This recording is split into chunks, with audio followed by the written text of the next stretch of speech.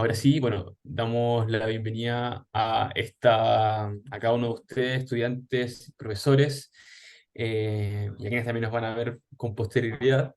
Hoy día tenemos la sesión 5 luego de, durante varios días que habíamos tenido sesión. La última sesión que tuvimos fue el martes 8 de agosto, y hoy día ya nos convoca la última jornada de sesión de Visitando lo Político Ambiental, una perspectiva desde los estudios de las movilizaciones. Y bueno, ahí nos acompaña Antoine Maliet, coordinador COES, profesor a cargo también de este curso. Y hoy día en la sesión 5 el profesor es tanto Sebastián Carrasco y Ricardo Rivas van a abordar las políticas públicas, medio ambiente y desarrollo, una mirada al litio y la salmonicultura. ¿Me pueden corregir si es así? Si es que no hay los profes durante la sesión, lo pueden profundizar, obviamente. Y bueno, desde el equipo del abuso ambiental y desde FIMA, muy orgullosos de, obviamente, los distintos cursos y también de este en particular. Un proceso bastante extenso y necesario también justamente para generar masa crítica y un espacio también abierto a la ciudadanía en general. En términos administrativos, bueno, cualquier duda, contacto, usosalmental@fima.cl nos pueden comunicar. Nosotros generalmente a aquellos estudiantes que participaron de todas las sesiones enviamos los certificados en un rango de un mes, así que cualquier duda, inquietud administrativo nos preguntan desde este espacio. Así que para no demorarles más, dejo la palabra con Antoine, Ricardo y Sebastián. Muchas gracias, Felipe, y bueno, y muchas gracias a todas y todos quienes nos acompañan hoy. Espero que estén bien donde estén, a pesar del frente que afecta a toda la zona central. Bueno, igual celebramos la lluvia también, ¿no? Pero bueno, esperamos que no tengan problemas. Bueno, es la última sesión, como bien decía Felipe, de este curso Visitando lo Político Ambiental, una perspectiva desde los estudios de las movilizaciones que organizamos COES y CEPA.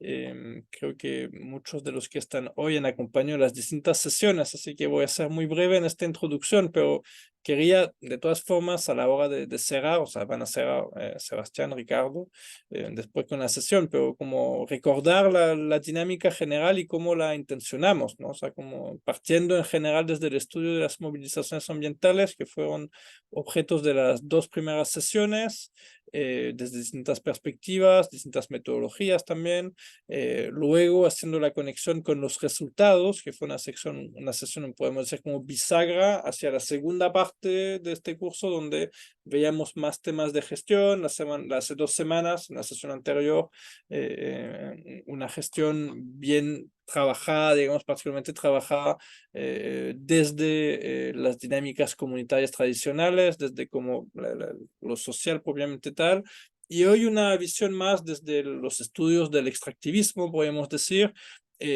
Vamos a ver que si hay guiños directos a la movilización, lo que presentan Sebastián y Ricardo, pero en temas que son objetos de movilización, de contestación, como son la salmonicultura, la explotación del litio, pero visto más entonces desde la política pública, un poco para terminar este tránsito que en todo caso no es un viaje sin retorno al cual invitamos, ¿no? Sino que invitamos también a que puedan como reflexionar y de alguna manera uno puede darse el viaje en el otro sentido quizás, o que sería interesante, o también empezar el viaje de vuelta y ir a ver finalmente cómo las políticas públicas generan movilizaciones, generan preocupación, sufrimiento ambiental, etcétera.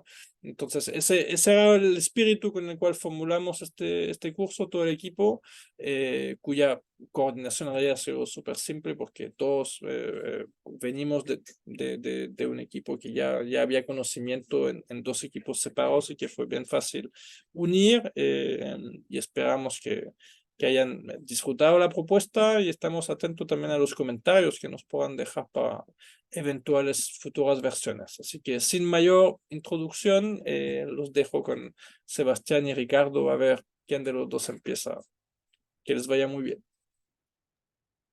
Gracias, Antoine. Voy a comenzar yo. Estoy compartiendo la pantalla. Eh, Y aquí ampliamos. Ok, bueno, me gustaría presentarme muy brevemente. Mi nombre es Ricardo Rivas, soy sociólogo, doctor en sociología y actualmente soy académico del CEDER de la Universidad de los Lagos. Pero sí vivo y trabajo en Santiago, en la sede de Santiago de esta universidad. Me ha correspondido iniciar esta sesión principalmente dando una perspectiva general de cómo se ha visto o se ha ido trabajando de la denominada sociología del medio ambiente o sociología medioambiental y presentando dos perspectivas teóricas bastante, a juicio de algunos y algunas bastante rivales, aunque han aparecido últimamente algunas posturas más conciliadoras respecto a la interacción entre sociedad y medio ambiente, sociedad y naturaleza.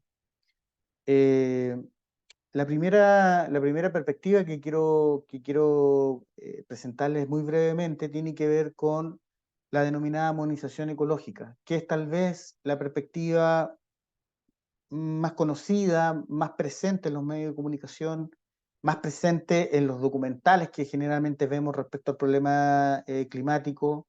Es la perspectiva que poco a poco han ido tomando los Estados-nación y las organizaciones transnacionales respecto al cambio climático. En ese sentido, es una perspectiva que ha dominado, eh, pero que me parece que es importante saber cuáles son sus principios para luego también tener en cuenta cuáles son sus críticas. ¿Ya? Eh, el, el, el, la, en forma generalizada, vemos que se ha creado una cantidad de riqueza que eh, ha permitido mejorar las condiciones de vida durante los últimos cientos de años en general en el mundo. ¿Ya? Eh, por supuesto, hay aspectos de desigualdad tanto entre estados, naciones y dentro de estos estados.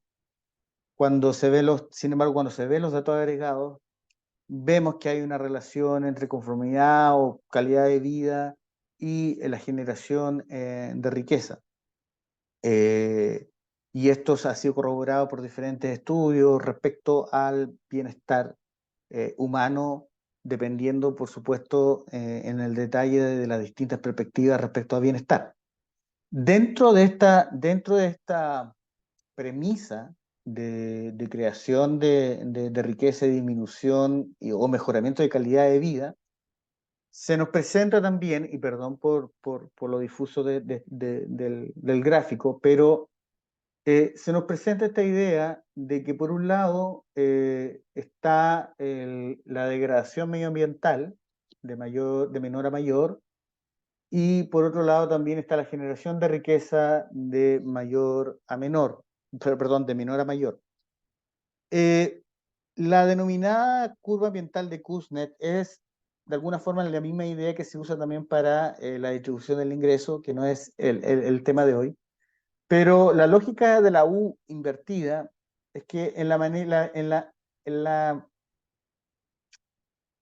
la forma en que los países comienzan a generar riqueza, están en condiciones también de empezar a incorporar o están en la obligación histórica de empezar a incorporar la preocupación por el medio ambiente, que no necesariamente tiene que ver con aspectos de concientización o de compartir valores, sino que también se comienza un ciclo en el cual acumular y producir riqueza sin respetar normas medioambientales comienza a ser ineficiente. Entonces, la confianza de esto es que tanto a nivel microeconómico como que también macroeconómico de los países, hay un periodo de generación de riqueza y que hay obviamente un punto de cambio en el cual la generación de riqueza permite empezar a preocuparse de los aspectos medioambientales, ¿ya? Y esto se ha usado comúnmente y sigue siendo en debate. Vamos a escuchar en el discurso público que no podemos tener reglamentaciones tan exigentes porque eso daña la economía, somos países emergentes y pareciera que siempre estamos en esta primera fase de la curva, ¿no? Que tenemos que dar todas las facilidades para el crecimiento, para la acumulación, porque pronto va a venir y deberíamos pasar una etapa, como hablaría otra perspectiva, postmaterialista. Pero ya la perspectiva postmaterialista se fija más en valores y en normas, pero está muy relacionada con esta idea de un segundo ciclo en el cual superar la sola preocupación por el crecimiento y la acumulación. Entonces vamos a encontrar que aquí el gran sistema económico global llamado capitalismo no es el problema en sí mismo. El capitalismo, si bien puede tener en sí mismo los problemas que ha provocado, las externalidades que provocan el medio ambiente, es en el capitalismo donde también vamos a encontrar las soluciones al medio ambiente. Entonces vamos a encontrar los bonos de carbono, vamos a encontrar salidas pro mercado para poder superar los problemas medioambientales, como son las regulaciones internacionales o certificaciones internacionales, que son medidas totalmente pro mercado para poder solucionar los problemas ambientales. Entonces, la tecnología y la técnica no es el mal de occidental como podría imaginarse, sino que es la tecnología propiamente tal, bajo el emprendimiento económico o el libre emprendimiento económico, el que debería poner las soluciones frente a los problemas medioambientales. Es decir, la crisis climática debemos superarla principalmente a través de mecanismos pro mercado. Entonces, vamos a tener nueva tecnología que capta el CO2, vamos a tener economías circulares, vamos a tener nuevas formas en alimentar a los animales, nuevas formas de reciclar y más bien de hacer economías circulares que nos permitan no romper la economía ni poner mayores restricciones, sobre todo en países de la periferia que son altamente dependientes de la inversión extranjera. Bueno, esto es un recorte que alguna vez encontré, que justamente se ha ido masificando, que son los fondos mutuos y que invitan a las personas a invertir, a esta idea de banca ética, por ejemplo, que invertir en energías o empresas que se preocupen de energías limpias. En algún momento también se le pidió que, por ejemplo, las AFP invirtieran solamente en proyectos que fuesen amigables con el medio ambiente. Otra perspectiva que principalmente es opuesta es le llamaría teoría radical anticapitalismo. En la academia estadounidense se le llama el treadmill theory, que es esta idea de estas ruedas incesantes como principal característica del capitalismo, que dentro de sus condiciones propias e inherentes no puede parar de expandirse, no puede parar de acumular, no puede parar de producir y todo el fenómeno de sobreproducción que se ha vaticinado hace mucho tiempo. Si bien el enfoque anterior se basaba en la curva de Kuznets, acá hay otro estudio bien importante que viene de Jevons, que si bien es el padre de la teoría marginalista en economía, que es clave también para el desarrollo de la economía clásica, neoclásica, también tiene otra obra donde llama la atención en que la eficiencia y de los nuevos descubrimientos puede llevar a un consumo mayor de los recursos naturales. Y él lo encontró en el carbón, encontró que estas nuevas tecnologías en la máquina de vapor usaba el carbón de forma más eficiente. Sin embargo, lo que provocaba también era un mayor uso de recursos naturales. Entonces, la eficiencia de la tecnología nos puede llevar a consumir más. Piensen ustedes en otro ámbito, la eficiencia de las máquinas que nos ayudan, nos facilitan al trabajo. Sin embargo, a pesar de eso, seguimos trabajando la misma cantidad de horas siempre. La eficiencia que tenemos hoy día en la informática, que nos que era muy diferente a lo que teníamos que escribir antes o hacer antes, por lo menos en el trabajo intelectual. Hoy día nos mantiene aún produciendo más y tal vez trabajando más horas, a pesar de tener software de asistencia, etc. Entonces, el principio es una paradoja. Más eficiencia, pero finalmente un sobreconsumo de recursos, en este caso recursos naturales. Y otra postura es que claramente son los países más afluentes los que contribuyen a este fenómeno llamado crisis climática, y que no sería un fenómeno que, si bien está repartido, pero hay un asunto inequitativo, porque no son todos los que producen lo mismo. Yo creo que este tema ya lo han tratado anteriormente. Entonces nos encontramos con paradojas como esta, donde en los Estados Unidos, por ejemplo, hay en promedio las casas siguen siendo más grandes, se necesita más espacio, pero las familias siguen siendo más chicas. Entonces decimos, bueno, ¿por qué deben crecer las casas? ¿Es solamente un asunto estético o es un asunto que hay una acumulación de cosas en una sociedad que está altamente condicionada por el consumo y el sobreconsumo?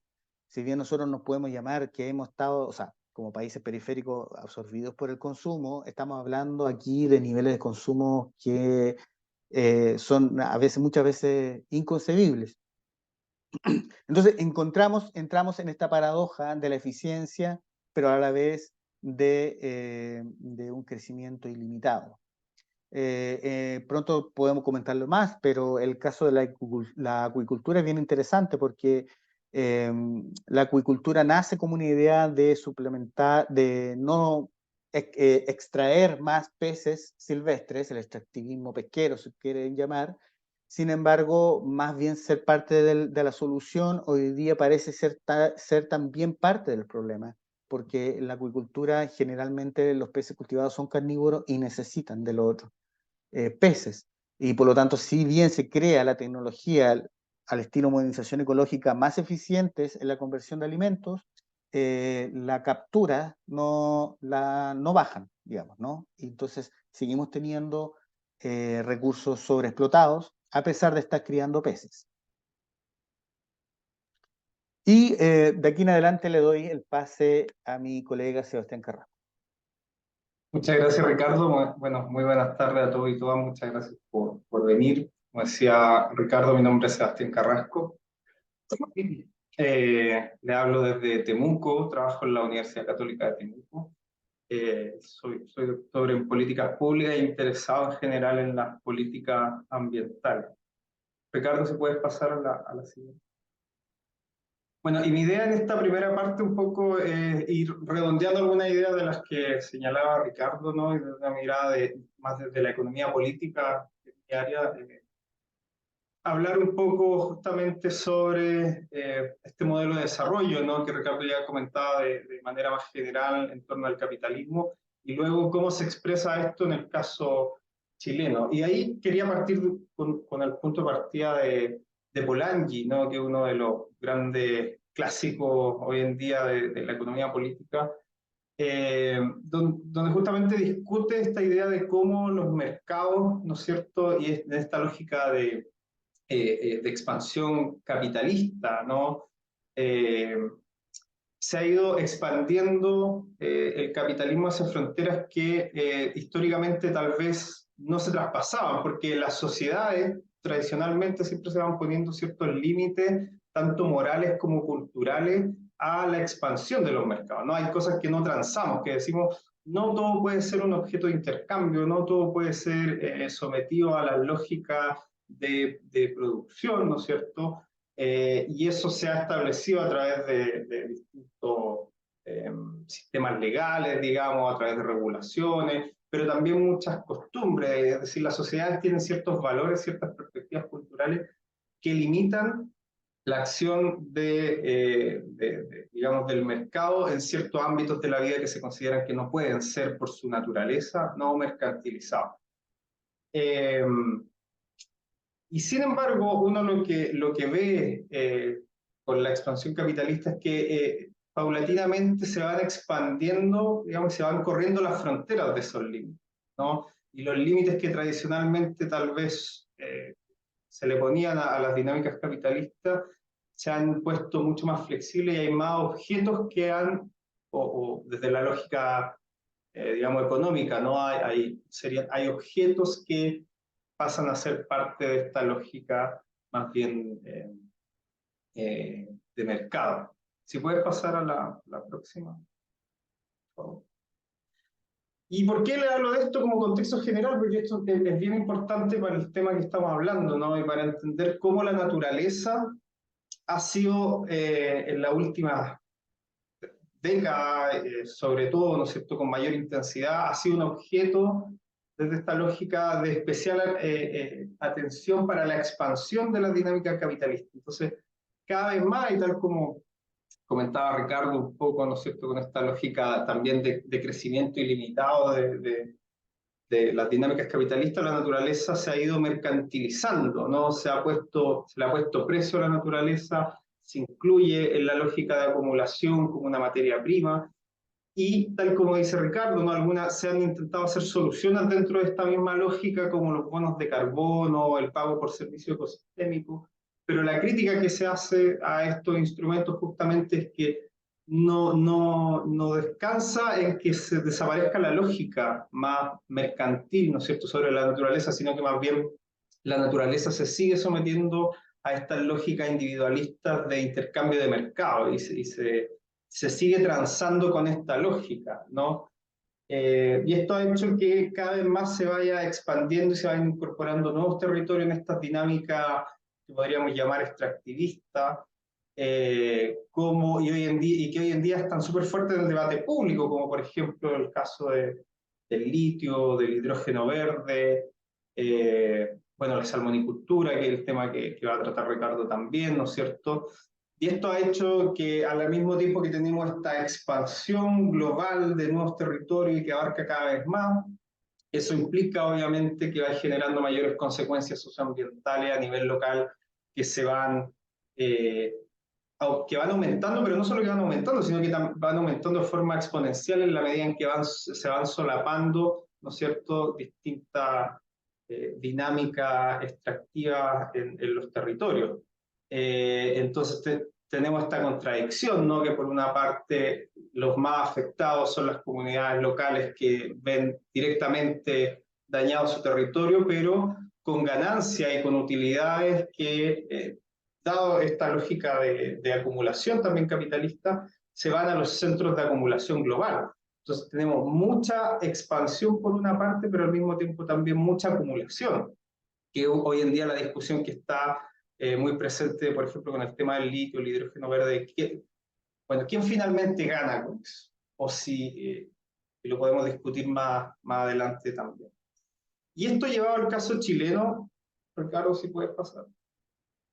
Esto llevado al caso chileno nos permite entender un poco o nos da una perspectiva general de cómo entender también las lógicas de Chile y el modelo de desarrollo en relación justamente con el ambiente, ¿no? Y en general lo que se plantea, bueno, mucha parte de la literatura es que el modelo chileno justamente sigue muchas lógicas de acumulación capitalista en un sistema determinado que tradicionalmente se conoce como neoliberalismo, por ejemplo, y que tendría en relación al medio ambiente dos elementos o características centrales. Por una parte, ha sido un modelo de desarrollo que se ha fundamentado en la reprimarización de la economía, vale decir, en utilizar los recursos naturales como el principal motor del desarrollo y del crecimiento, y por lo tanto mayor explotación del medio ambiente es también la forma en que tenemos de generar mayor crecimiento económico, ¿no? Con esta idea que está muy presente también en el debate público de las ventajas comparativas, que en muchos casos puede ser una falacia, pero esta idea de que, bueno, si Chile tiene cobre, entonces tiene que aprovechar ese cobre y explotar ese cobre, ¿no? Bueno, lo mismo se ha dicho de otros países como Noruega en su momento, que era, bueno, Noruega tiene bosque, hay que talar los bosques y aprovechar esas ventajas comparativas. Y sabemos que nadie en el mundo conoce a Noruega precisamente hoy en día por digamos, por la madera, ¿no? Sino que otras, por otras actividades económicas más vinculadas a la industria tecnológica, por ejemplo.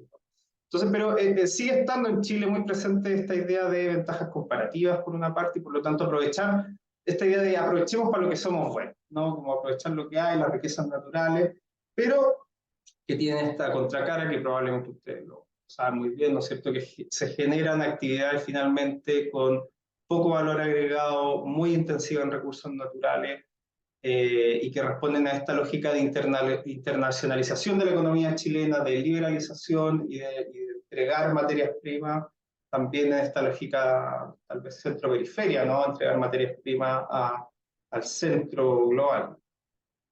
Y esto ha hecho que el otro elemento interesante, ¿no? Que lo ambiental ha estado subordinado a este crecimiento económico, o súper fuerte en los discursos, por ejemplo, de las autoridades políticas en la década de los 90.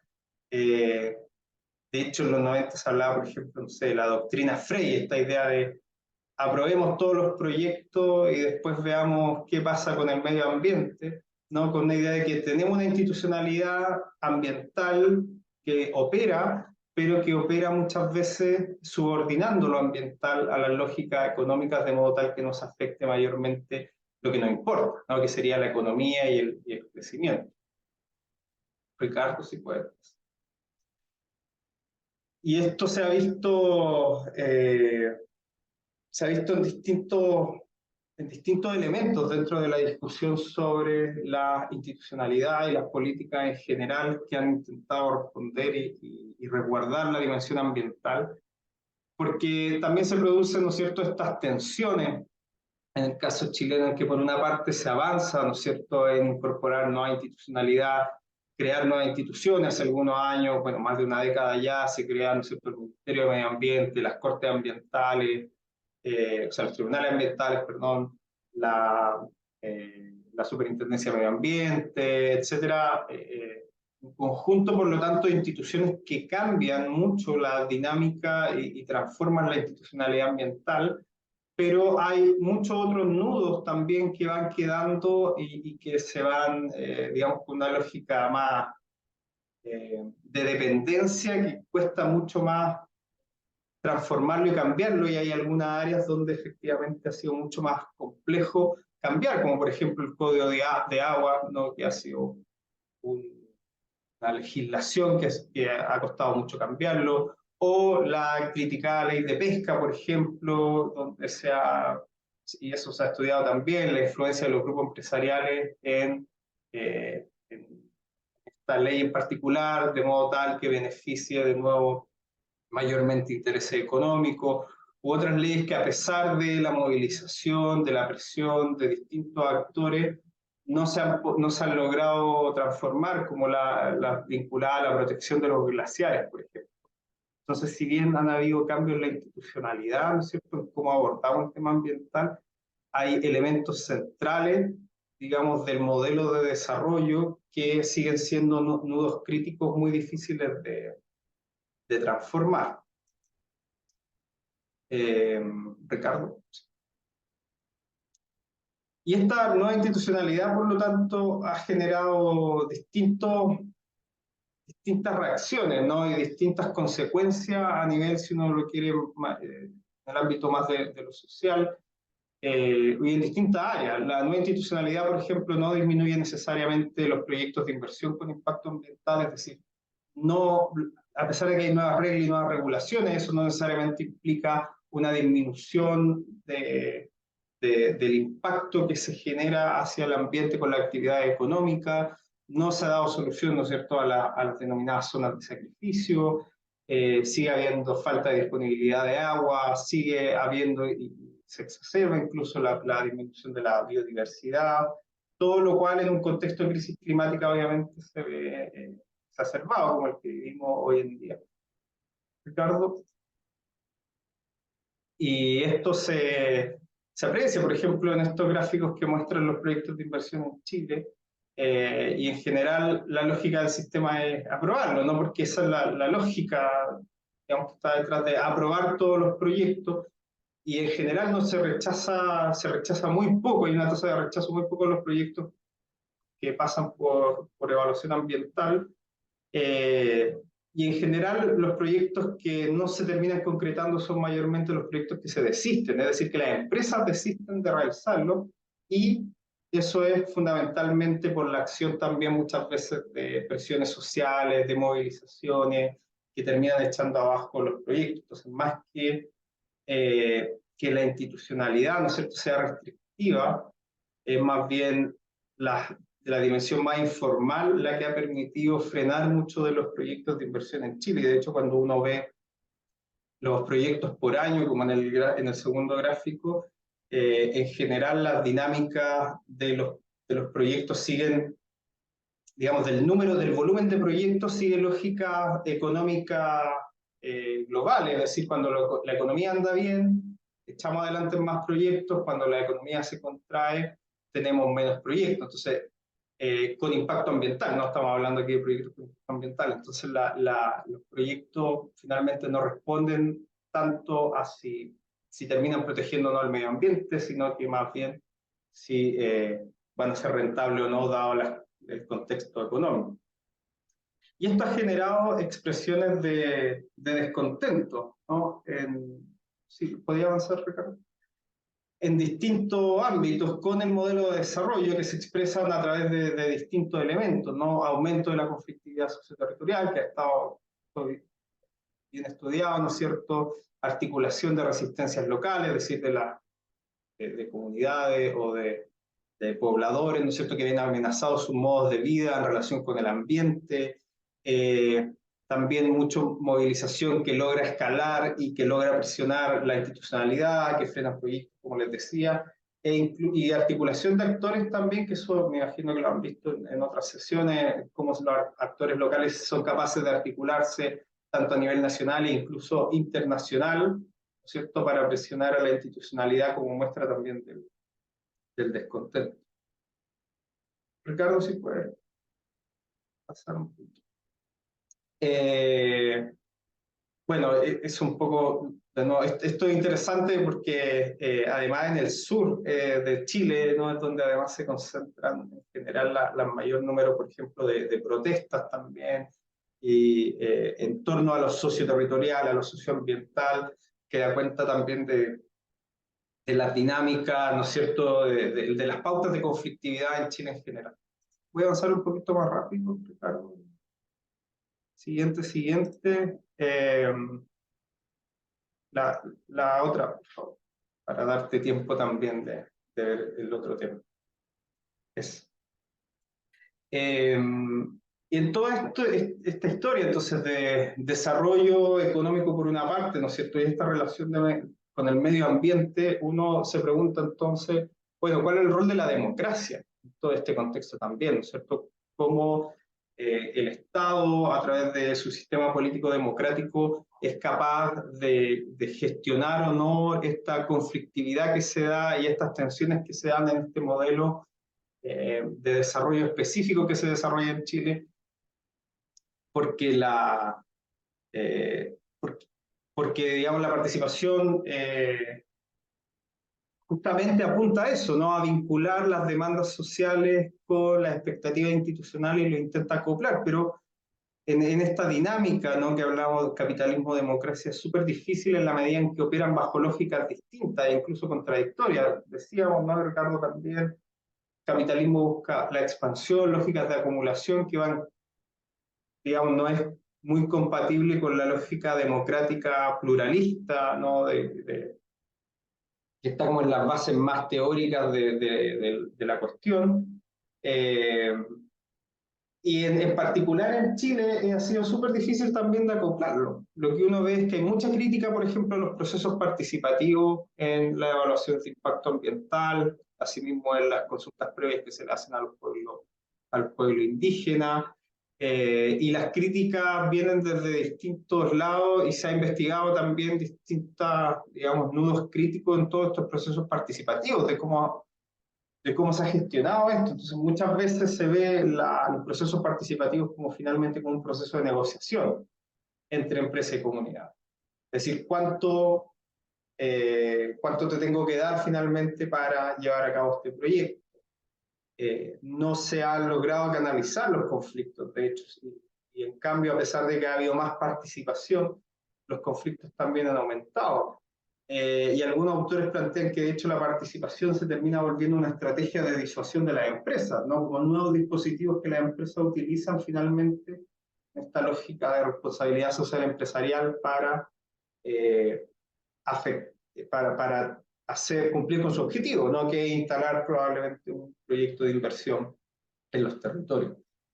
E incluso los tribunales ambientales, que si bien han sido muy útiles porque la ciudadanía efectivamente y la sociedad civil organizada ha utilizado los tribunales ambientales para frenar también proyectos de inversión, lo que uno observa en el total de casos es que estos tribunales y estas instancias son mayormente utilizadas por los titulares de los proyectos, vale decir, por la empresa, para revertir decisiones administrativas de la administración pública cuando no va en su beneficio.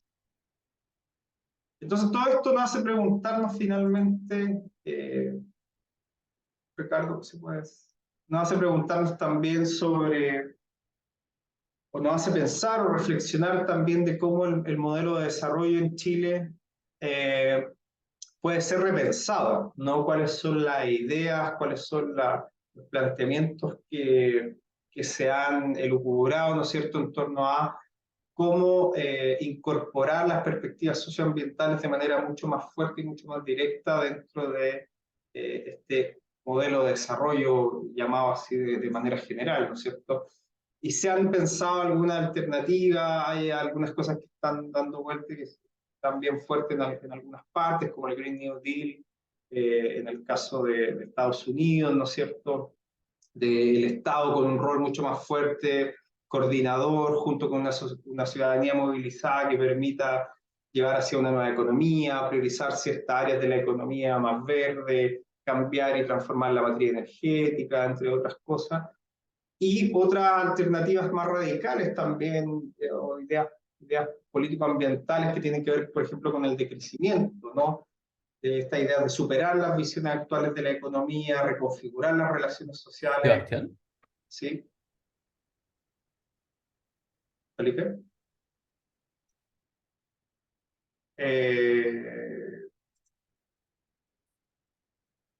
No sé si Felipe quería hablar. Bueno, y esto en particular lo quería discutir un poco, si podemos ir a la próxima.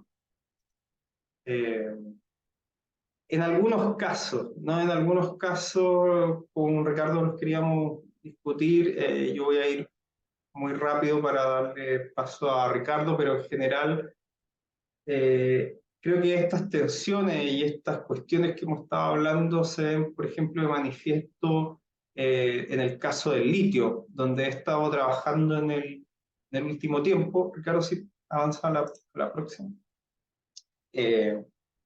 Bueno, el litio, como ustedes saben, ¿no es cierto?, es un mineral que ha estado en la discusión pública en los últimos años a propósito de que es visto como un recurso estratégico para las baterías, ¿no es cierto?, que son de litio y que permiten almacenar energía para llevar a cabo procesos de electromovilidad, ¿no es cierto?, es decir, que con ella se construyen autos eléctricos, también paneles y otros dispositivos en definitiva de almacenamiento de energía. Y eso ha hecho que se haya vuelto súper estratégico y que se hayan intentado hacer algunas reformas desde las políticas públicas, ¿no es cierto?, para incorporar esta mirada de un nuevo modelo de desarrollo en torno al litio. Porque ya que el litio se ve como un mineral que en definitiva lo que nos va a permitir es cambiar la industria, ¿no es cierto?, automotriz, cambiar la industria también energética, y por lo tanto eso nos va a permitir avanzar hacia nuevos modelos de desarrollo más verdes, más amigables con el ambiente. Entonces la lógica es que tenemos que generar nuevas políticas que potencien esa industria de tal forma que en el largo plazo eso genere beneficio para combatir el cambio climático, para disminuir las emisiones de carbono, etc. Y en Chile se viene discutiendo esto desde hace algunos años. Ya en el gobierno de Michelle Bachelet se hizo una política del litio y la gobernanza de los salares que tenía justamente este componente de intentar avanzar hacia un desarrollo verde, una industrialización verde, complejizar la cadena de valor del litio en suelo nacional, ¿no es cierto? Y con esta idea de, bueno, de que estas son las actividades económicas que debiésemos potenciar si es que queremos hacer un desarrollo más amigable con el medio ambiente. Hemos visto también que el gobierno de Boric, ¿no es cierto?, hizo estrategia, hay una estrategia nacional de desarrollo y que está muy alineada también justamente con estos objetivos de potenciar este tipo de industrias que serían más verdes. Pero también vemos que por detrás la historia del litio en Chile ha sido una historia de grises, ¿no? Con dos empresas que han estado a cargo de la explotación del mineral, que tienen incentivos, digamos, o que operan bajo lógica económica, obviamente son empresas, pero una historia también de muchas fallas que se observan en la capacidad estatal, tanto en su capacidad de regulación, en su capacidad técnica respecto al mineral, eh, y con varios intentos fallidos. Por ejemplo, hay licitaciones que han sido fallidas, hay intentos de complejizar la cadena de valor que han fallado, ¿no es cierto? Hay renegociaciones de contratos que luego no se han cumplido del todo. Se han intentado hacer institutos de investigación básica aplicada al litio, o sea, investigación aplicada en torno al litio, que tampoco han resultado. Entonces también es una historia, ¿no es cierto?, de que hay un discurso por una parte que apunta hacia estos nuevos modelos de desarrollo, pero por otra también hay todas estas dinámicas más conflictivas entre el Estado y los actores privados que ha hecho muy difícil avanzar, y también una falta de capacidad estatal en muchos ámbitos que no han permitido efectivamente, incluso si estamos de acuerdo, digamos, que esta es la forma, tampoco se ha podido avanzar mayormente en esto. Y uno lo observa además cuando ve los discursos predominantes, que eso también lo hemos trabajado, y hay discursos súper fuertes en pugna todavía, ¿no? Algo que parece tal vez que el litio puede llevarnos a nuevos modelos de desarrollo, qué sé yo. Sigue habiendo intereses muy distintos en torno al mineral, obviamente, y que están en conflicto permanentemente, ¿no? En esta lógica, por una parte, de mayor liberalización y explotación, y que si no avanzamos luego y si no aumentamos las cuotas de explotación, esto va a ser una oportunidad perdida. Nos va a pasar lo mismo que con el salitre, que no vamos a alcanzar a aumentar la explotación, nos vamos a quedar atrás. Está muy presente en el discurso y hice muchas entrevistas y muchos actores, el discurso era perdimos el primer lugar del mundo, tenemos que volver al primer lugar, ¿no? Y de nuevo esto remite a esta lógica más teórica de expansión capitalista también, de por qué, y de acumulación, ¿no? ¿Por qué tenéis que ser el primero en el mundo? ¿Cuál es el sentido y la lógica? ¿No? O sea, una lógica está muy expresa, ¿no? Esa lógica de competitividad, de que hay que ser los primeros, de que hay que aumentar las cuotas, de que Argentina está ganando, tenemos que ocupar el potencial del litio. Y por otro lado también está muy presente hoy en día, y creo que esa es una diferencia con respecto a lo mejor a otras actividades extractivas, que se necesita también un rol más activo del Estado, más estratégico, y de que hay que hacer un proceso de industrialización del litio.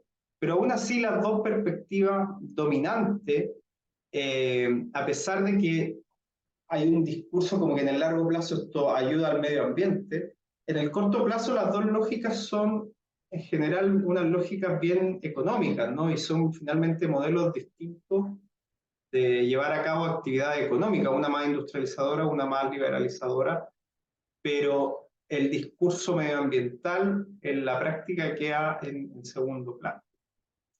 Entonces, eso por mi parte le voy a dar el paso a Ricardo en honor al tiempo para que pueda comentar un poco de del otro caso que queríamos analizar en la sesión.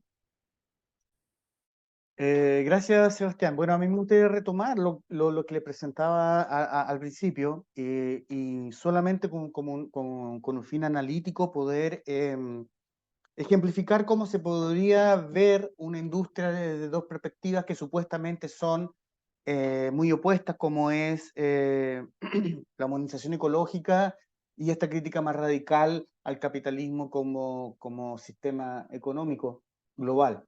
En el caso de la industria salmonera, bueno, Chile logra una producción, ser el segundo productor más grande después de Noruega, lo que presenta un caso estratégico interesante en que dos países tan diferentes en su posición del sistema mundo, digamos, ocupan ese liderazgo en un commodity. En el caso de la industria salmonera, yo creo que este objetivo general representa un poco promover el máximo nivel posible de crecimiento económico, que va en la línea un poco que se cuestionaba Sebastián en torno a siempre empujar los límites de producción, si bien se le pone un complemento dentro de los marcos de sustentabilidad ambiental, en una época que se tenía mucho menos idea de qué significa sustentabilidad ambiental y sobre todo los ecosistemas marinos, que todavía sigue siendo, y no de acuerdo a mí, sino a los biólogos marinos y científicos afines, que conocemos muy poco del mar, conocemos muy poco de las capacidades de carga, por ejemplo, que tienen los fiordos, y por lo tanto poner eso realmente podría ser un poco demagógico. Pero lo que estaba claro es que había que empujar esto al máximo crecimiento, lo que finalmente termina siendo, tras una alta validación que tiene la acuicultura, en especial el cultivo salmónido, al menos en el hemisferio sur, donde no son nativos, tiene una gran legitimidad global en términos de seguridad alimentaria y, como decía, de alguna forma para combatir el extractivismo pesquero. En vez de salir a recolectar y extraer peces, ¿por qué no criarlos, no? Pero esta idea de empujar al máximo los límites de producción nos llevó finalmente a una gran crisis del 2007 al 2009, donde se dio un periodo de gran desprestigio de la industria, al menos entre las comunidades. Sin embargo, llama la atención que logra revertir esta casi ilegitimidad o caída de la legitimidad, se logra revertir a nivel internacional, a pesar del apoyo que tuvo el movimiento de resistencia o de protesta a partir de ONGs como Terram, Fundación, y Oxfam como ONG internacional. Se logra revertir y la idea no era finalmente menos, no queremos regulación, sino que el esquema siempre ha sido muy en línea con la idea de la modernización ecológica, que mientras mejores y claras regulaciones tenemos, mejor prestigio podemos tener a nivel internacional. Y es así como ocurre, si ustedes se dan cuenta, después de la crisis del 2009, hay un efecto rebote muy marcado en la industria del salmón, y se explica desde la propia industria por los cambios en la legislación y por por el claro apoyo del Estado chileno a esta industria, que les permitió ser de alguna forma garantes ante la banca para poder superar esta crisis y enfrentar las nuevas medidas regulatorias, las nuevas regulaciones ambientales. Pudieron endeudarse con la banca, pero la banca no iba a prestar dinero hasta que no se tuviese una nueva regulación.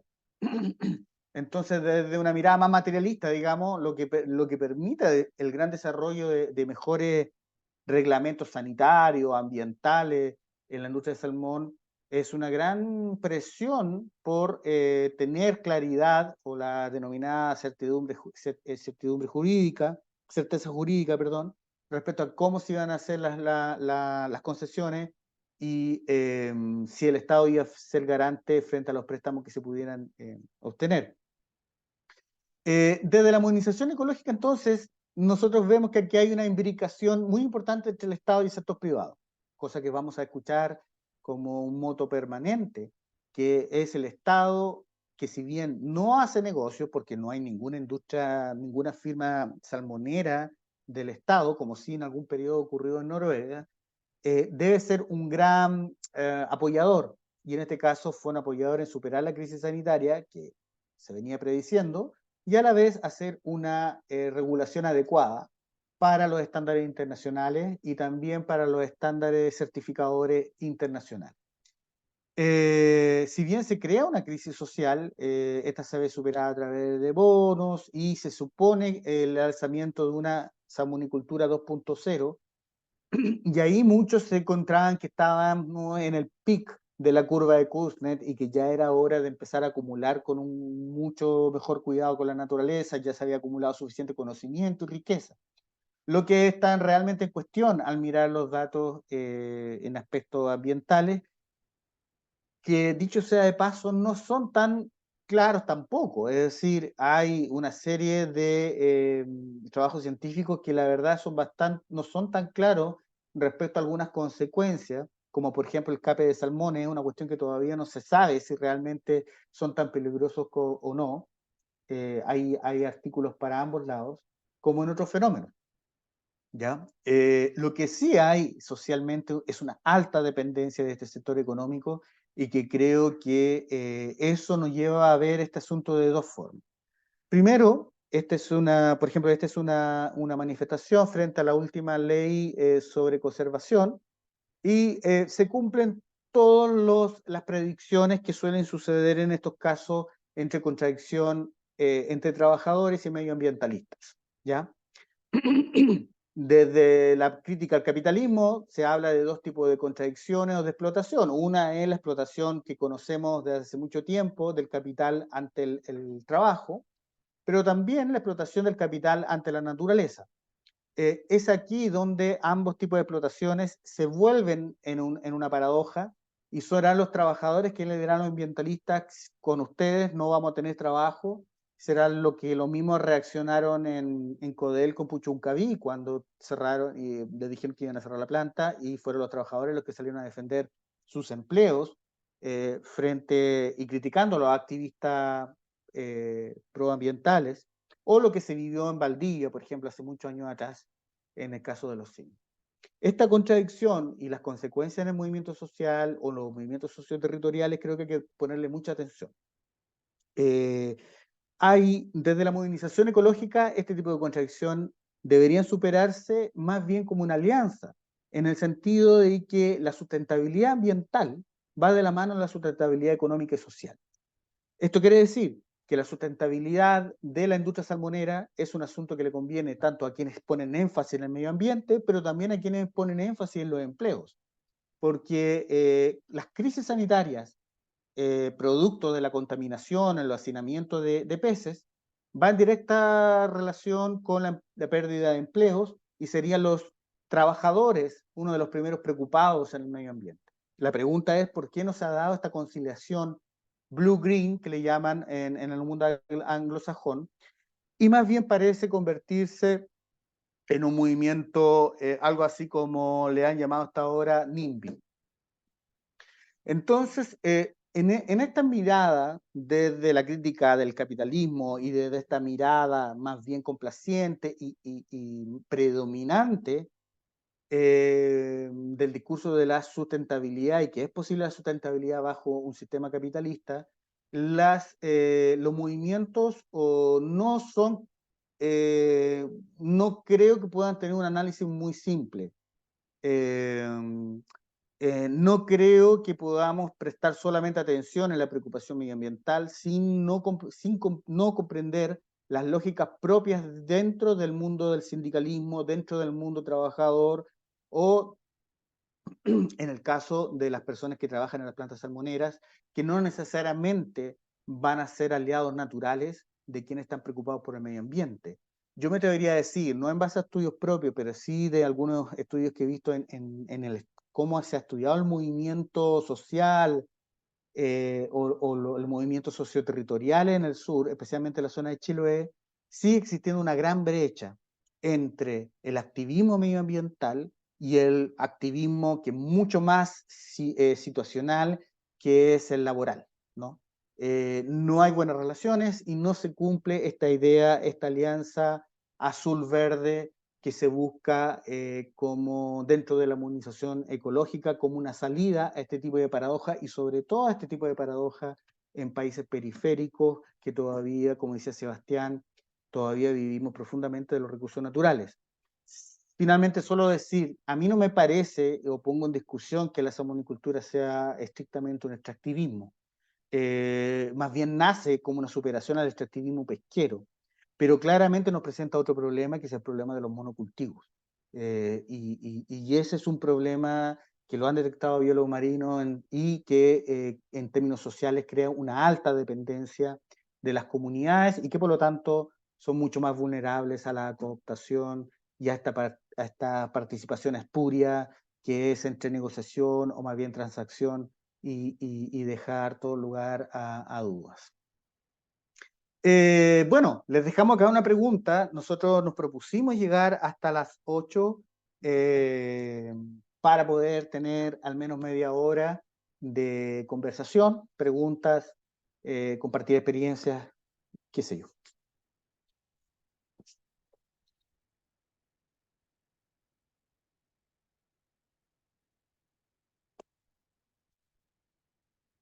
Muchas gracias, Ricardo y Sebastián, por las presentaciones, ambos, además sobre casos hiper mega contingentes en el caso nacional e internacional. Así que, como señalaba Sebastián y Ricardo, está la palabra abierta por si alguno de ustedes tiene consulta, pregunta, inquietudes, que nos puedan ir señalando también para generar eh, esta dinámica de preguntas para el término de la clase.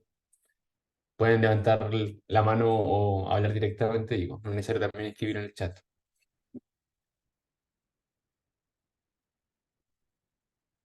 También señalar que la pregunta, claro, no necesariamente es como para que la respondan, ¿no? Sino que de alguna manera es también como para abrir una reflexión más general sobre justamente esto, ¿no? Cómo podemos pensar alternativas del desarrollo en clave ecológica, teniendo en consideración además estos distintos contextos, tanto institucionales como sociales, que conversábamos con Ricardo. Y ahí está. Y por mi lado tenía una reflexión, consulta para ambos. En el caso, me ha tocado trabajar sobre justamente como alternativas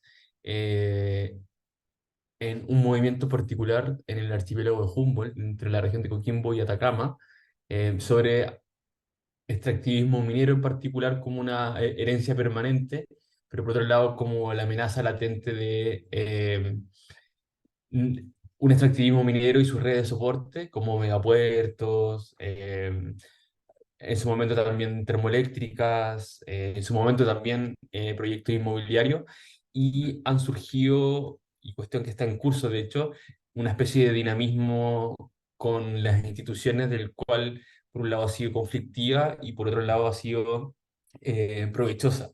En el caso conflictividad, más de 15 años en un conflicto de un proyecto minero portuario Dominga y Cruz Grande por otro lado, y en una segunda espacio se ha permeado la institución para llegar con una propuesta, a mi modo de ver, una alternativa al desarrollo, como es un área marina protegida y el cual está también en tensión en las comunidades. En ese caso, creo que hay una suerte de virtud de esta complejidad medioambiental, extractivo minero y sus redes de soporte, y por otro lado, como la búsqueda de alternativas de un movimiento que eso no quiere decir que no esté en tensión a propósito de la muestra de los trabajadores de la salmonicultura versus los ambientalistas. Existe esa tensión permanente hasta el día de hoy incluso, de los pescadores artesanales versus las ONGs o movimientos más territoriales de la zona.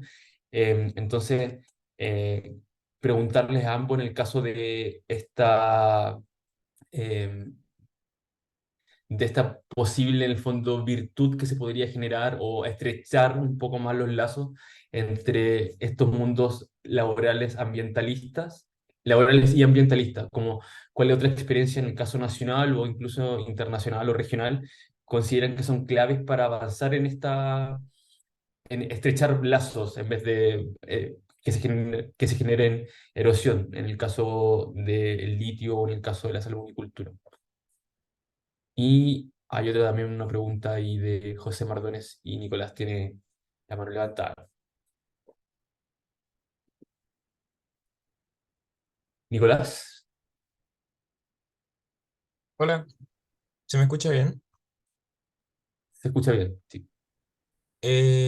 Sí, con respecto a la pregunta, hay algo que a mí me pasa con esta pregunta en particular que suele aparecer mucho en el área, eh, y encuentro que suele ser muy, muy abrumadora, en el sentido de que al considerar toda esta cantidad de factores, es muy difícil salir con una alternativa que vaya a tener así como un impacto o una viabilidad real. Y por lo mismo, quiero plantear un caso que creo que más o menos tiene toda esta, esta arista que me tocó estudiar hace poco, que es el caso de la incineradora que quisieron poner en Lautaro, la, la WTE Araucanía. Un caso en donde se mezclan capitales extranjeros, se mezcla eh, participación ciudadana, se mezcla la institucionalidad, los comités de ministros, y es una cuestión enorme. Y creo que ayuda a ese caso en particular porque es una respuesta de alguna forma de una comunidad muy pequeña, porque las manifestaciones levantadas de los vecinos frente a la incineradora eran pequeñísimas, y eran vecinos del área, no eran grandes académicos, no eran políticos, eran vecinos que no querían tener una incineradora cerca. Y estas manifestaciones las agarraron diferentes organizaciones, como RADA, por ejemplo, eh, las llevaron a instancias más institucionales y llevaron a que el comité de ministros, en ese instante en gobierno Piñera, detuviera como la aprobación del proyecto, lo frenara hasta el cambio de mando y que con este nuevo comité el proyecto fuese rechazado. Entonces, con este caso, que a mí me gusta porque viene es de alguna forma como intersectorial, desde activistas a vecinos a ministros, eh, se puede dar respuesta a preguntas que son así de grandes y así de abrumadoras, encuentro, porque se suele pensar en cuestiones muy grandes, así como, y en conceptos gigantes como el capitalismo, cuando se quieren responder estas preguntas, pero muchas veces la acción o la alternativa está en la participación local y y en tu junta de vecinos y en tu municipalidad, por ejemplo. Entonces, y creo que es una reflexión que hace bastante falta muchas veces eh, en instancias, sobre todo de activismo. Eh, Eso. Bacán, muchas gracias Nicolás. Y había una consulta de José Mardones en el chat. Voy a leerla, dice, ¿qué soluciones se pueden brindar frente a la pérdida de empleos, como en el caso de de las salmoneras? Y la siguiente pregunta también de José, ¿se puede equiparar con los beneficios? Eso. No sé si yo creo que ya para responder Ricardo o Sebastián.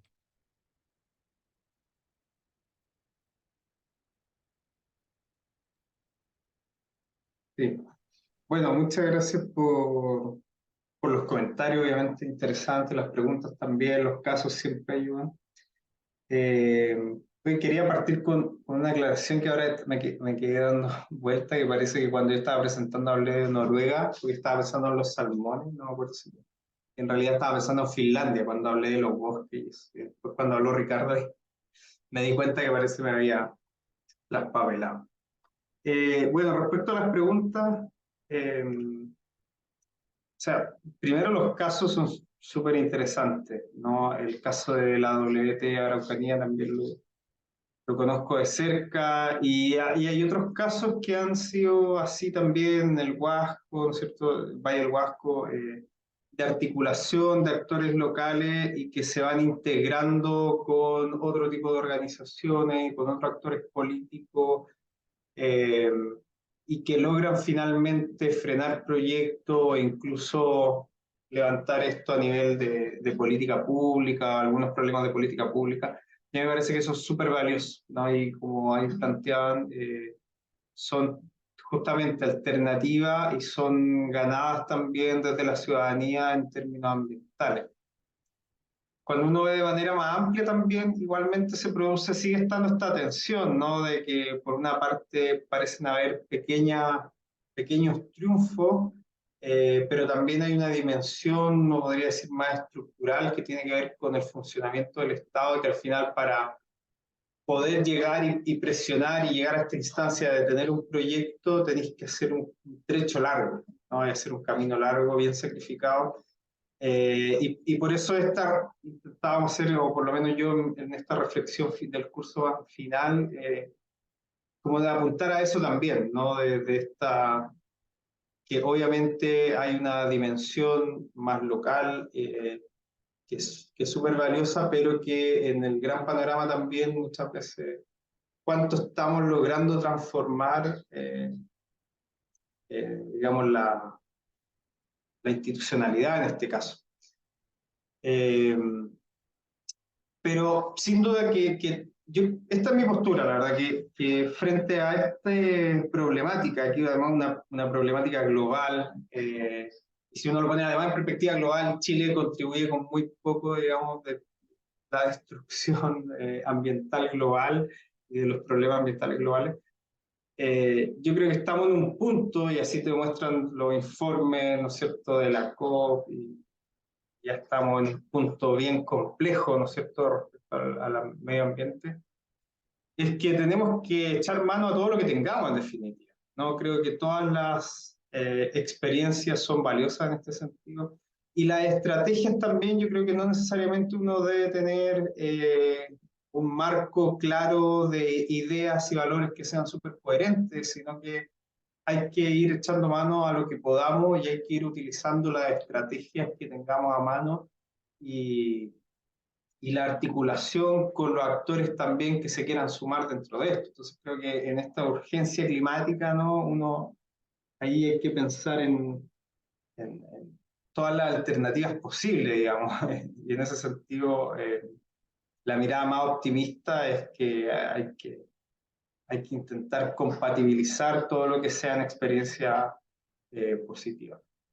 Respecto al tema de los trabajadores y la compatibilidad, Ricardo lo mencionaba en una parte, ¿no? De que finalmente se crea algunas veces, yo creo, en algunas áreas también, una falsa dicotomía entre o es trabajo o el medio ambiente, ¿no? Y ahí de nuevo tiene que ver también con la forma en cómo estáis pensando la actividad económica. Y yo creo que también hay casos, si uno va a la experiencia comparada de transformaciones de alguna industria y la relocalización de trabajadores a industrias más verdes, o lo mismo que ha pasado en Chile con respecto a la industria energética, ¿no? O sea, creo que también la transformación de los modos de trabajo es algo necesario, digamos, para que el mundo siga existiendo también, ¿no? O el mundo como lo conocemos mantenga ciertos niveles en los que podamos vivir. Entonces creo que no hay que verlo justamente como una oposición, sino en qué medida podemos establecer estrategias que compatibilicen estas dos dimensiones. Porque si uno va a otro tema que no sea medio ambiente, por ejemplo, todo lo que tiene que ver con las nuevas tecnologías, industrias tecnológicas, igualmente se genera esta lógica de cambio tecnológico que va a mermar sobre todo la mano de obra, digamos, o los trabajadores con menores calificaciones, ¿no es cierto? Y está generando hoy en día justamente también una brecha súper gigante, y eso se viene igual, ¿no? Entonces creo que en el caso del medio ambiente es algo mucho más urgente, y así como se buscan soluciones, ¿no es cierto?, desde el punto de vista de cómo incorporar a los trabajadores en este nuevo contexto tecnológico, lo que tenemos que estar pensando también es cómo movilizar, relocalizar y pensar los empleos en un contexto de cambio ambiental. Creo que esa discusión no muchas veces se cruza tampoco, incluso en términos de política pública, como que la discusión laboral se ve como algo muy lejano también del ámbito ambiental. Pero eso como generalidad, después podemos ir a lo mejor a más detalle, y también Ricardo con el caso específico de la salmonicultura también. Creo que capté de las tres intervenciones. Decir brevemente la primera, sí, hay varias contradicciones entre lo que los años 60 le llamábamos, no sé, pueblos o clase subordinada. En el interior hay una serie de contradicciones y unas de esas son en torno a los recursos naturales, y eso es bastante complejo. Yo no soy estudioso de esas contradicciones, ni tampoco conozco éxitos de alianza entre azul-verde, digamos, ¿no? Yo justamente me he ido poco a poco interesando en eso, veo muchas contradicciones de ese tipo y no conozco ningún caso exitoso que yo pueda como exhibir acá. Lo único, hacer énfasis que a quien le interese le dé, porque es un tema muy, muy interesante y que creo que hay que subirle un poco el nivel a la discusión de que las empresas son importantes solamente por el rol que tienen en generando empleo. Eh, Respecto a la segunda intervención, bueno, depende de la pregunta que te quiera hacer. O sea, si hay un caso, a veces hay victorias pírricas, ¿no? Las guerras pírricas se llaman eso. Hay grandes victorias a veces, pero que debilitan mucho, que dividen muchas comunidades. No conozco el caso de Lautaro, pero también ha sido muy interesante cómo hay unos supuestos logros, victorias, pero tras grandes costos, de lo que significa dentro de la organización comunitaria. Yo llamaría atención en eso, pero también pondría énfasis a no ser, me parece, no ser tan unidimensional. Creo que, por ejemplo, Lautaro tiene una pobreza multidimensional altísima, 25% de su población no tiene servicios básicos. Entonces es una comunidad, por supuesto, altamente vulnerable, y que si no hubiesen ganado la batalla y si hubiesen negociado, me parece que también me costaría mucho como hacer un juicio de valor de ese tipo de cosas, o hacer un juicio de valor de aquellas comunidades que negocian con las empresas. Yo creo que ahí yo presento desmoralizo eso. ¿Por qué sirve el capitalismo? Bueno, porque tenemos que entender por qué nos falló el guano, el salitre, el cobre en la situación que estamos y cómo nos va a ir con el litio. O sea, hay que hacer una lectura mayor en términos de globalización. El capitalismo tiene ciclo y eso es necesario a veces para poder comprender el marco en que se dan justamente este tipo de negociaciones con las comunidades locales con una gran legitimidad y apoyo internacional. Eh, y bueno, para recurrir a la teoría sobre capitalismo es porque probablemente nos estamos haciendo otro tipo de preguntas, y no necesariamente y solamente desde el activismo. Eh, y la tercera, sobre los empleos en el caso de la salmonicultura, la alternativa de desarrollo, y eso es lo que yo vengo investigando, o al menos desde el plano de las percepciones, al menos en la región de los lagos, la gente en general ve mucho el turismo, pero el turismo, yo creo que si tú hicieras una encuesta en todas las comunas de Chile, el turismo es el número uno como alternativa de desarrollo, y me parece que ahí hay un problema.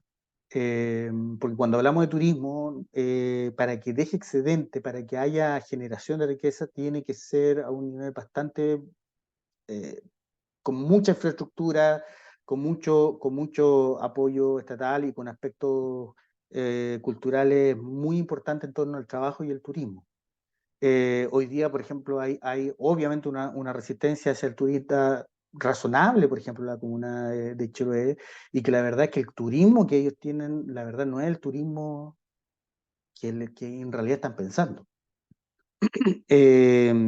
Y si vale la pena o no, bueno, esa es la lógica de la zona de sacrificio.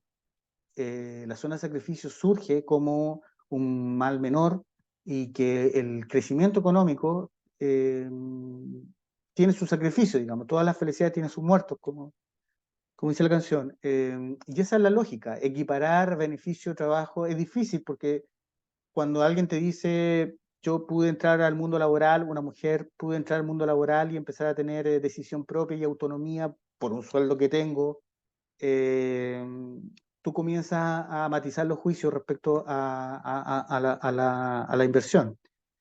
Por otro lado, también comienzas a matizarlo cuando comienzas a ver, ni siquiera veo una gran incertidumbre acerca de los efectos de la salmonicultura que todavía no se ponen de acuerdo respecto a los efectos. Uno podría creer que las ciencias naturales son mucho más rápidas en detectar efectos y no es así. Es decir, hay una gran incertidumbre respecto a algunos aspectos en la salmonicultura. Entonces, poder equiparar, valió la pena, la verdad es que es muy difícil. La alternativa de desarrollo, o no sé si la alternativa al desarrollo, ahí podemos discutir en el concepto, pero sí entiendo como alternativas de desarrollo económico local existen, pero no sé si van a ser alternativas que permitan mejorar sustantivamente las condiciones de vida de una mayoría. Eh, eh, es un asunto complicado, a mi parecer, esta dicotomía. Eso.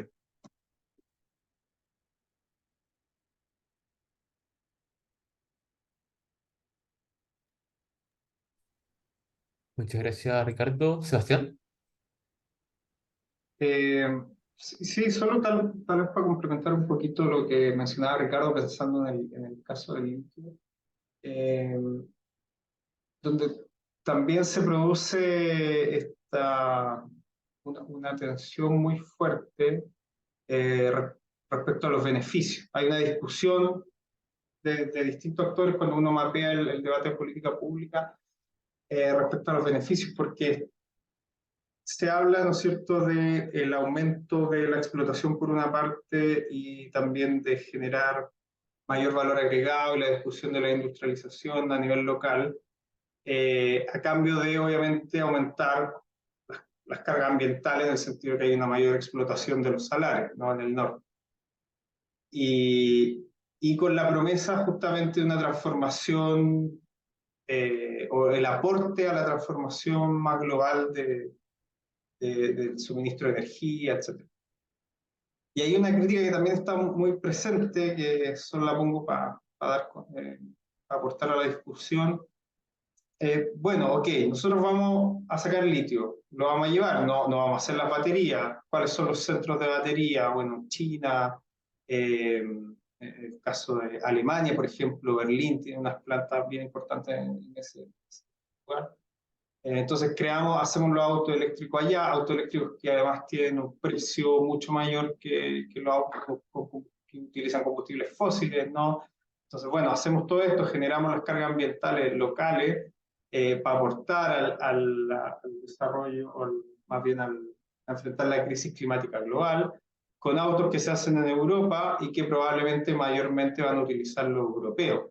Entonces también hay una lógica, creo, de entender esto, sobre todo cuando hablamos de medio ambiente, que una lógica más de geografía política tal vez, de cómo se articulan las cadenas de valor, ¿no? Y dónde estamos finalmente poniendo, dónde está la piedra en el zapato por una parte y a quién le aprieta más, ¿no? Y para quiénes son los beneficios en esta lógica que plantea Ricardo. Solo eso para para poner algunos elementos adicionales a la discusión y para la reflexión también, con este caso particular que es el litio.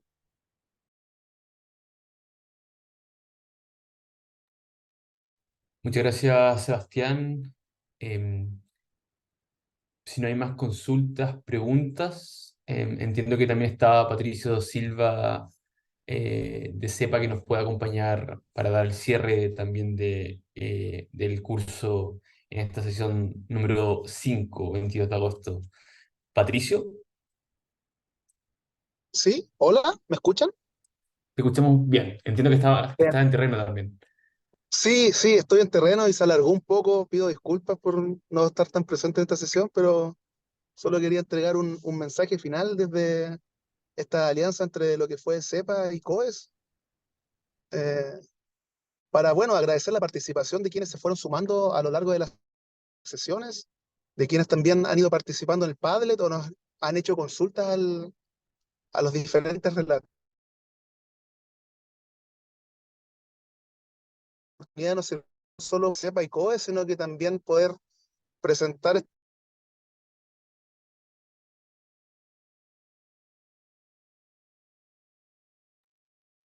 Patricio, bueno, me imagino que está con interferencia. a quienes participaron. Obviamente se vienen más actividades. Patricio, te escuchamos con ¿Sí? ¿Me escuchan? interferencia, te escuchamos intermitentemente. Entiendo. Bueno, solo para cerrar, solo agradecer la participación en el curso. Los canales de CEPA y de COE siguen abiertos y estamos dispuestos para cualquier. Así que eso, solo agradecer también a FIMA por la oportunidad. Muchas gracias, Patricio, y recojo el guante. Efectivamente, nosotros muy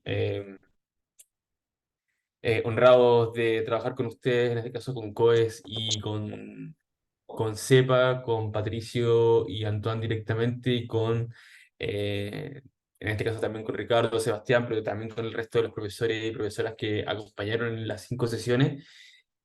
Muchas gracias también a la participación de los estudiantes que nos fueron acompañando en todo este finales de julio a ya casi también finales de agosto. Eh, Recuerden que, bueno, cualquier consulta, pregunta, tanto a Ricardo, Sebastián, como también a las anteriores clases, va a mantenerse el canal del Padlet, donde están también los correos y donde se va subiendo también los materiales de todas las sesiones. Por otro lado, también en la página web de lausociomental.cl, en la pestaña del curso Visitando lo Político, van a poder volver a encontrar eh, las sesiones pasadas y cada uno de los profesores también que participó. Y si quieren efectivamente solicitar un contacto directo, bueno, ahí está el Padlet también. Por lo general se va subiendo esa información, no pueden interactuar. Así que ese espacio va a estar abierto durante los próximos meses, esperemos hasta iba a decir la eternidad, pero suena un poco absoluto ese término. Nunca sabe lo que puede pasar. Pero nada, primero que todo, agradecer a Ricardo y Sebastián por la oportunidad de generar este espacio de discusión en torno a decisiones muy importantes que el país y obviamente el mundo, pero en este caso un poco más acotado, nuestro país, Chile, está tomando definiciones sobre la salmonicultura, límites y también por otro lado el litio y su expansión. Desde también la política del Estado y las movilizaciones sociales que también juegan un rol clave, principal, y que también estrategias o cuestiones hay que tener sobre la mesa a la hora de hablar de estos dos temas y en general sobre la expansión y la cadena de valor del capitalismo y sus nuevas facetas, que permanentemente están mutando y a seguir mutando probablemente. Y por otro lado, cualquier duda o consulta, bueno, nos pueden hacer llegar a través de la usosocialmental.fima.cl, cualquier duda, inquietud, consulta.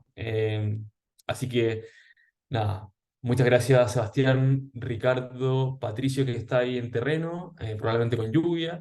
Gracias por esta hora y media de clase. Durante este viernes se sube esta nueva sesión, así que agradecerle y a todos los estudiantes que fueron partícipes de estas sesiones. Muchas gracias y que tengan buena jornada. Muchas gracias, chao, chao. Chao, chao, muchas gracias. Chao, Sebastián, chao, Ricardo.